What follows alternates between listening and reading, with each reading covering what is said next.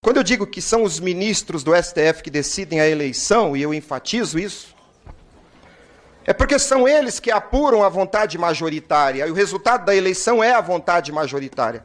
Se fazem pelo bem ou pelo mal, não posso provar. Raul Seixas disse uma vez, se o mel é doce, eu não posso afirmar, mas que parece doce eu tenho certeza.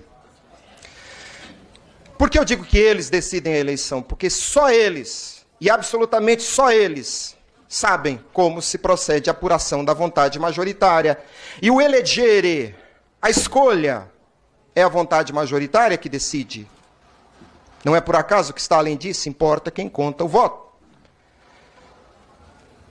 O sufrágio não acaba quando você deposita sua vontade no sistema. O sufrágio é o fragor das vontades individuais. O voto é a vontade individual.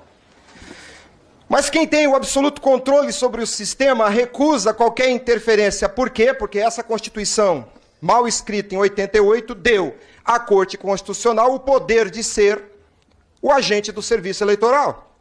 Então nós temos juízes constitucionais que são também os prestadores do serviço eleitoral. E eles não querem perder o poder de controlar o destino de um país continental com 200 milhões de habitantes. E voltando à semântica, o que é auditoria? Essa palavra vem de audire, ouvir. O auditor ouve. E ouve quem? Ele não ouve a si mesmo. Ele ouve outro. É absolutamente irracional que há 28 anos nós, povo brasileiro, estejamos assistindo um teatro ridículo, onde alguém ouve a si mesmo. Não há absolutamente nenhuma auditoria no serviço eleitoral, porque é o próprio agente do serviço eleitoral que fiscaliza a sua própria conduta. Isso não é auditoria, isso não é audire. Entenda o absurdo de se esperar que alguém fiscalizando a própria conduta esteja fazendo algo que possa pôr em risco a sua própria conduta. Aqui nos corredores há um folclore sobre a amostragem. A amostragem é uma forma de auditoria. Quando se faz auditoria, se examina a conduta de um ser humano. Quando um fiscal de renda olha os registros fiscais de um empresário, ele não está fiscalizando o livro, ele está fiscalizando a conduta do sujeito passivo da relação tributária. Quando se pretende fazer uma auditoria dos atos do serviço eleitoral, o que está se fiscalizando é a conduta dos agentes do serviço eleitoral. Não é a urna eletrônica, meu Deus. A máquina não é sujeito de direito e obrigação. Ocorre que o sujeito que presta um serviço através de um certo instrumento, ele se põe a fiscalizar o próprio instrumento e, ao final, conclui que aquilo que ele fez está muito bonito. Quem propõe a amostragem abre uma porta gigantesca para que isso continue a ser assim. Porque a eventual amostragem será novamente conduzida por aqueles que deveriam estar sendo fiscalizados. E a amostragem é uma operação técnica que se faz quando o universo amostrado é conhecido na sua substância. A substância do voto é a vontade individual. Votos não são fungíveis. E se alguém disser que a amostragem é para mostrar o funcionamento do equipamento, o enredo piora. Porque olhar o que uma máquina faz não significa que eu sei o que a outra máquina faz. Vejam, o problema é semântico. Uma outra proposição folclórica que tenho ouvido aqui, tem que ser por PEC, porque PEC é mais forte. Estudem o controle jurisdicional de constitucionalidade. O controle de constitucionalidade julga qualquer espécie normativa.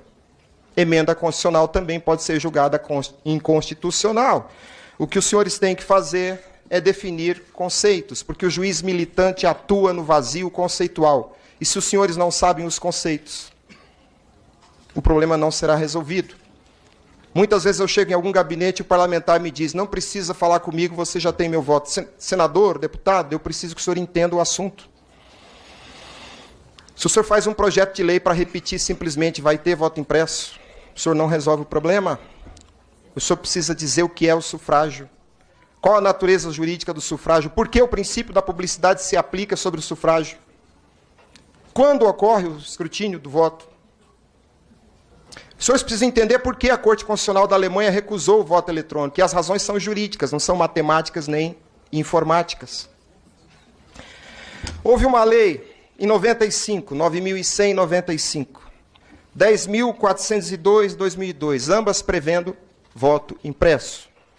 Depois, 10.740, 2003, criando a virtualização do voto. Depois, uma nova tentativa em 2009, 1234, 2009. Depois, em 2015, 1365, 2015. O que essa norma dizia? Vai ter voto impresso. Não há nenhum conteúdo jurídico nessa frase. Este Congresso recentemente tomou uma atitude inteligente quando tratou do tema do marco temporal. Este Congresso definiu o instituto jurídico. Os senhores fazem fonte da lei.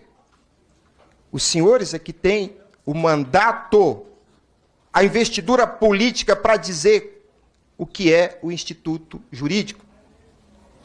O juiz militante atua no vazio conceitual, como prevê o artigo 4º da Lei de Introdução ao Direito. Vejam, o tempo já acabou. Nós temos que afastar palavras como confiança. Confiança é confidere, fidere, fides, fé. O Estado é laico, eu não tenho que atribuir fé a nenhum servidor público, seja ele ministro ou não. A rigidez do ato do agente público só se dá se houver cumprimento aos princípios. E o princípio constitucional da publicidade tem sido maltratado. Eu vi da boca de um assessor jurídico aqui nesta casa que público é o ato do agente público. Não, senhor, público é o atributo do ato, não do agente. Tem muito agente público cometendo atos que não são públicos. Entenda, público é aquilo que está na compreensão do povo, porque público, esse adjetivo, significa do povo. O povo deve se apropriar pela compreensão do ato do escrutínio. Nós fazemos eleição desde 1996 num método ilegal, inconstitucional, antidemocrático e fascista. Porque aquilo que era do povo passou a ser do Estado, para o Estado, pelo Estado. Isso é fascismo. Isso é fascismo. Muita coisa pode se dizer mal, ruim, de Getúlio Vargas.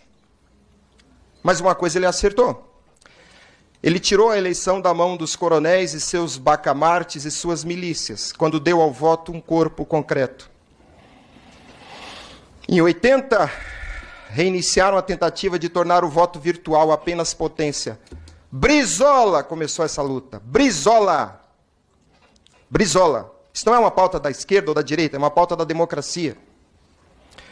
Se o voto é eletrônico, senhores, o voto é feito de elétrons. Nenhum ser humano nesta sala tem nenhum sentido atribuído por Deus que lhe permita conhecer elétrons. E há uma cláusula em qualquer Constituição. O voto deve estar sob uma relação direta de domínio. Esse é o conteúdo teleológico daquela cláusula mal escrita na Constituição de 88, chamada voto direto. Não é o voto que é direto, é tua relação sobre o voto. Você não estabelece uma relação direta de domínio sobre um punhado de elétrons. É por isso que Israel dá ao voto um corpo concreto. Por que eu estou citando Israel? É a ponta da tecnologia no mundo. Senhores, se o voto não tem corpo, matéria, ele não existe. Sabe por que eles dizem que não há fraude, nem há prova de fraude? E eles têm razão. Porque o próprio voto não existe nesse sistema. Não dá para falar isso aqui em 10 minutos. Isso aqui é uma aula de 5 horas sobre semiótica, semântica, etimologia, hermenêutica constitucional.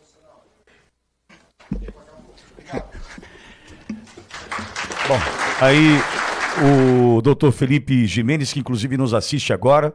Doutor, muito obrigado. João, entendeu?